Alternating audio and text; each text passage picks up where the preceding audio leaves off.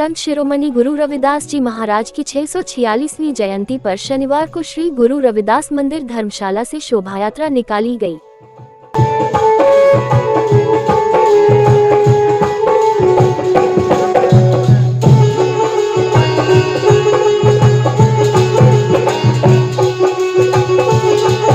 शोभायात्रा को हरियाणा जेल के पूर्व आईजी डॉक्टर हरीश रंगा, प्रदेश के पूर्व अतिरिक्त सचिव सेवानिवृत्त IAS अधिकारी डॉक्टर RR फुलिया, कुवी फिजिक्स विभाग के चेयरमैन डॉक्टर फकीर चंद ने हरी झंडी देकर रवाना किया।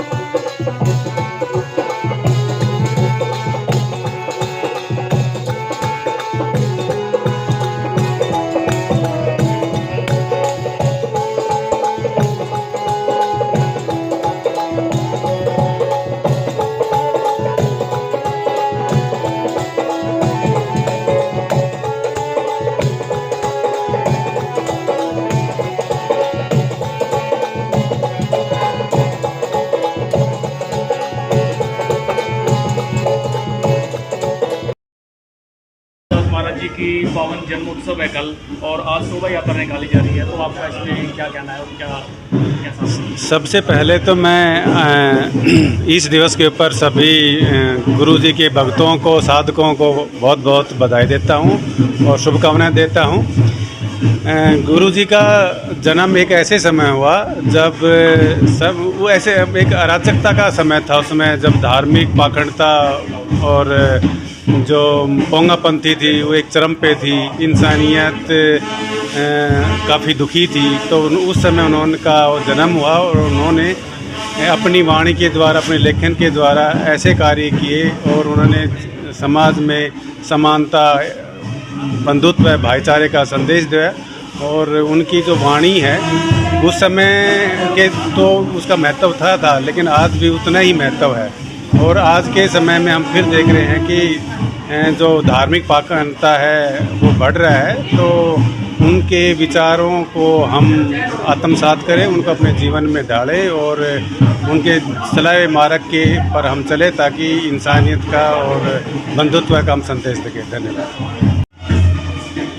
सबसे पहले तो मैं भारतवासियों को गुरु जी के जन्मदिन की हार्दिक बधाई देती हूँ, क्योंकि कल गुरु जी का जन्मदिन है तो हमारे लिए एक गौरव का विषय है, खास करके दलित समाज और महिलाओं के लिए, क्योंकि गुरु जी का जो संदेश था वो महिलाओं की बराबरी के लिए।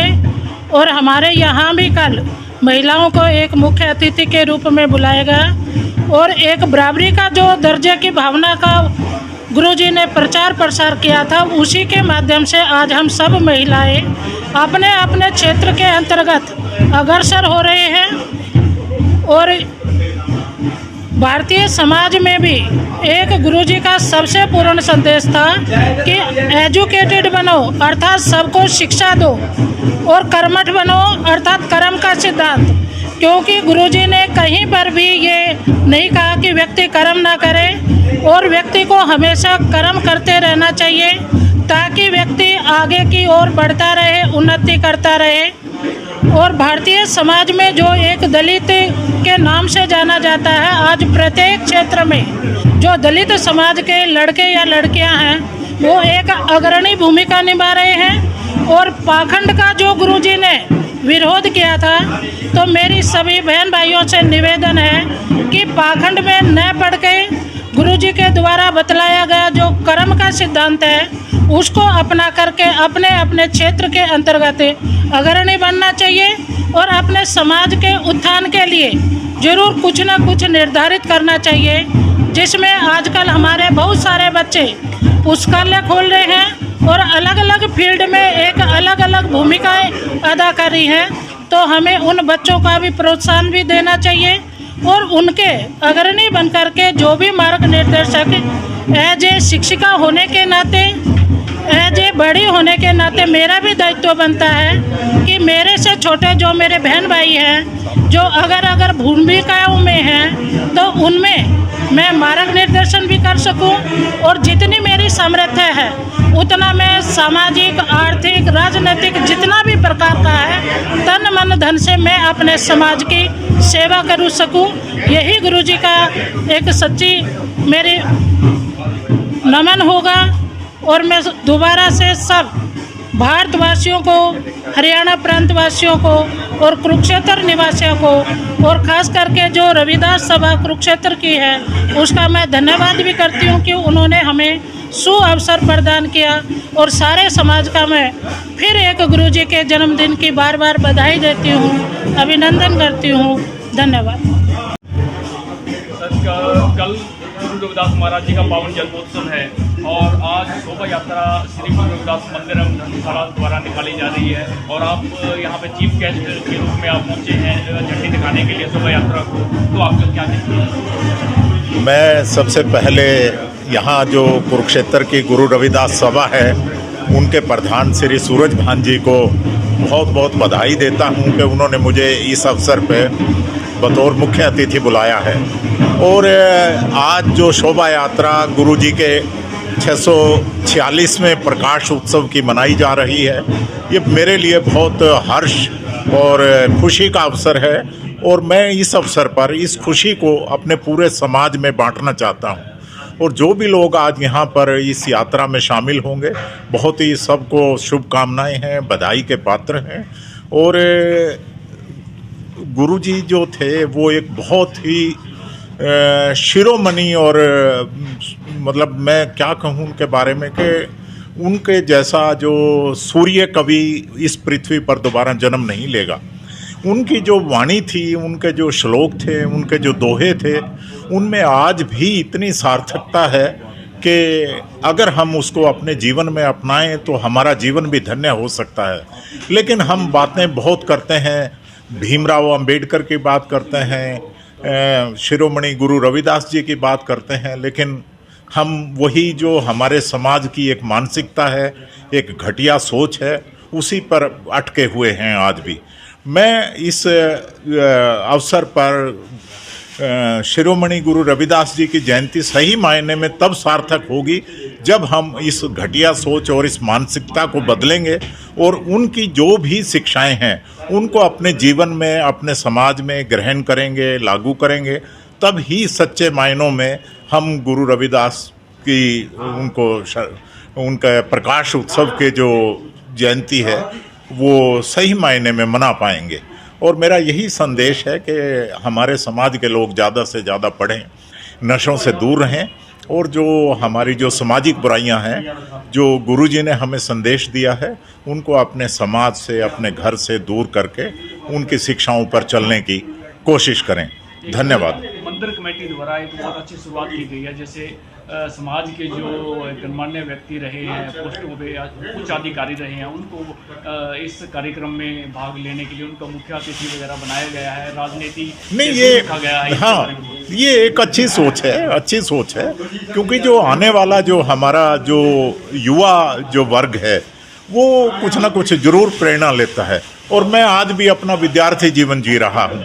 अभी मैंने 9वें विषय में अपनी मास्टर डिग्री की है और ताउम्र विद्यार्थी जीवन का संकल्प है। तो बच्चे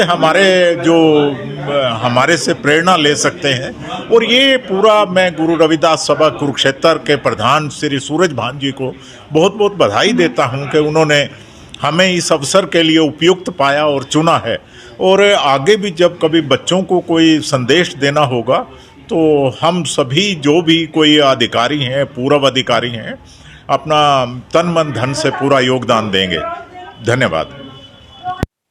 गुरु रविदास जयंती है और उसके बारे में आप क्या? गुरु रविदास जयंती 646 के बाद मैं उसके समाज के लोगों को अपनी शुभकामनाएं देता हूं। को मैं इस बारे में बताना चाहता हूं कि 1970 और 71 के बारे में के समय में मैं जनरल सेक्रेटरी था यहाँ सभा का। उस टाइम में हमारे समाज के लोग बहुत ही कम जुड़े हुए थे इस समाज के साथ, लेकिन गुरु रविदास जी की मेहरबानी से, उनके शुभ कर्मों की वजह से आज हमारे समाज ने इतनी प्रगति की है कि मैं उसको देख करके आजकल बहुत खुश हूँ कि लोग बड़े धूमधाम से इस समाज में रविदास जी की जयंती को मना रहे हैं। मैं बहुत ही अति इस समाज के लोगों के बारे में और सभी के बारे में बहुत ही प्रसन्न हूँ। 1970 से लेके और आज में क्या बदलाव आपको दिखाई दिया मंदिर सभा में? 1970 से लेकर के आज तक इतना बदलाव है, वो 9% से 90% तक का बदलाव है। जो समाज में पहले यहाँ 10 आदमी आते थे, आज हज़ारों आदमी आते हैं और खुशहाल है लोग। खुशहाल समाज नहीं था। समाज के लोग, बड़े बड़े लोग जो आजकल वाइस चांसलर रिटायर्ड है, मंत्री रिटायर्ड है, वो लोग कोई वाल्मीकि धर्मशाला में रहता था, कोई रविदास मंदिर में रहता था, लेकिन आज हमारे लोग इतने खुशहाल है। उनके पास अपनी कोठियाँ हैं, अपने मकान हैं और अच्छी पोस्टों पर लगे हुए हैं। कोई रजिस्ट्रार है, कोई कंट्रोलर है, कोई डिप्टी कमिश्नर है, कोई एसडीएम है। इसलिए समाज ने बहुत तरक्की की। रविदास जयंती है कल की और 5 तारीख की, और आज शोभा यात्रा है, तो आप गुरु रविदास महाराज जी के बारे में और उनके संदेश बताइए। ये बड़े हर्ष का उत्सव है कि सद्गुरु महाराज रविदास जी की जयंती कल है और उसी से कनेक्टेड यहाँ कुरुक्षेत्र में भी अलग अलग कार्यक्रम रखे हुए हैं 3 दिन से। कल भी कार्यक्रम था, आज भी शोभा यात्रा है और कल मुख्य कार्यक्रम होना है जिसमें सभी लोग यहाँ एकत्र होंगे गुरु जी के दरबार में और उनके शिक्षाओं के बारे में, उनमें सब चीज़ों के बारे में आपस में लेन देन करेंगे, उस पर चिंतन करेंगे।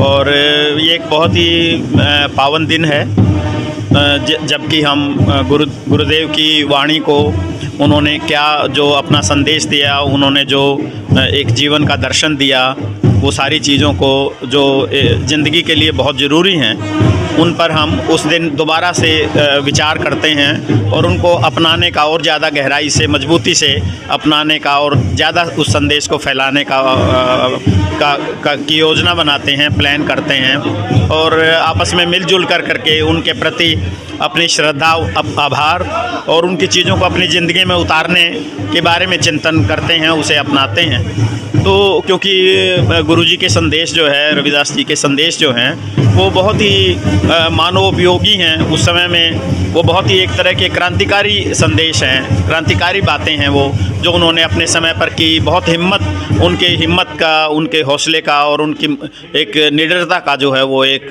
बहुत मिसाल हैं वो, कि उस समय के समाज में उन्होंने जो है एक तो समानता की बातें, बंधुता की बातें, इंसान सभी बराबर हैं, किसी में भेदभाव नहीं होना चाहिए और जो पाखंड थे जो भी, उन चीज़ों के खिलाफ उन्होंने खुल करके मुखर होकर के आवाज़ दी जो है। वो भी वहाँ पे जहाँ पे कि कर्मकांडों का एक गढ़ था बनारस में और सारे देश में उस समय पे कर्मकांडों का बोलबाला था, तब उन्होंने ज्ञान की ज्योति जलाई है और अकेले बड़ी मजबूती से जलाई है जो आज तक प्रज्वलित है जो है।